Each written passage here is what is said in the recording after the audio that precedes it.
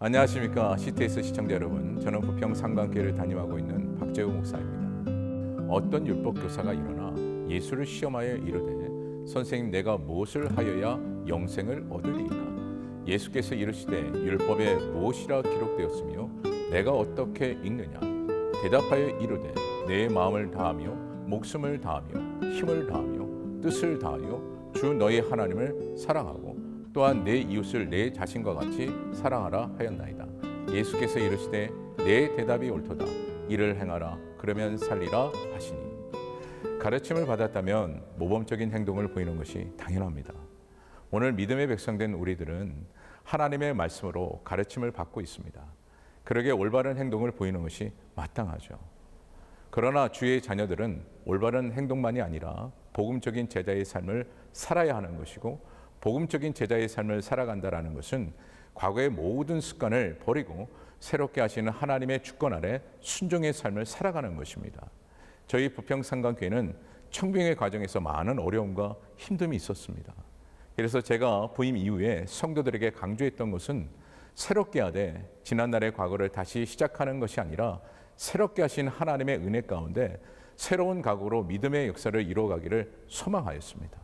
그러므로 저희 교회는 제자를 양성하고 말씀을 실천하는 교회로서 교회의 주인은 주님이시다라는 그 목회의 방향성을 잡고 주님의 사랑을 실천하고 오직 주의 영광을 돌리며 하나님의 말씀을 마음에 담아서 작은 예수의 제자로 새롭게 성장하고 있습니다. 그로 인하여 성도들의 영적 회복과 함께 교회 성정의 기도를 밟아가고 있습니다. 이처럼 하나님께서는 우리에게 말씀을 주시고 가르치시는 그 목적에는 제자의 본분을 갖는 것과 동시에 성도의 바른 모습, 그리고 교회가 모범적인 모습을 가지고 새 역사를 이루시며 새롭게 하시는 은혜를 주시는 것입니다. 또한 믿음의 자녀이면서 성도로서 사는 것은 말씀의 훈련을 받되 과거의 습관을 가지고 훈련을 받는 것이 아니라 새롭게 하시는 하나님의 은혜로 시작이 되어야 합니다. 그래서 저희 교회 성도들에게는 믿음의 밭이 옥토가 되어야 한다라고 가르치고 있습니다.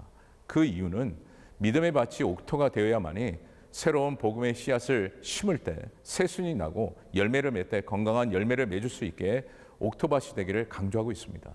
그리고 누가복음 10장 27절에는 가르침을 받고 알고 깨달았다면 행하라라는 것이죠.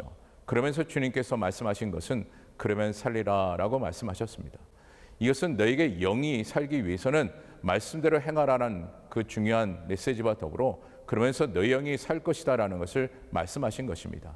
또한 이 말씀에서 우리가 깊이 생각해야 될 것은 하나님의 말씀을 들은 만큼 또한 가르침을 받은 만큼 얼마나 실천하고 있느냐라는 것이죠.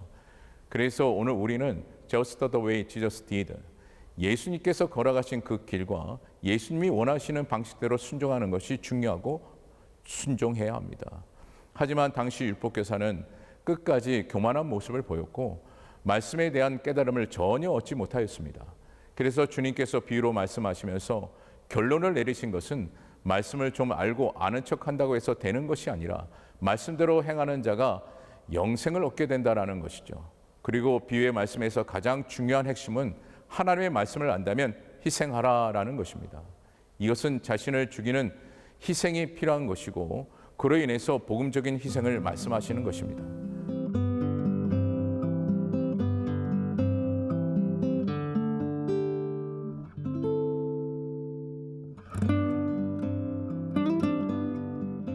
그러므로 사랑하는 성도 여러분, 하나님께서 여러분들에게 말씀을 주실 때마다 순종하시고 희생적인 사랑을 실천하여서 주님께서 원하시고 바라시는 복음 전도자의 길을 감당하시되 끝까지 감당하시는 주의 자녀들이 되시기를 주님의 이름으로 축복합니다. 감사합니다.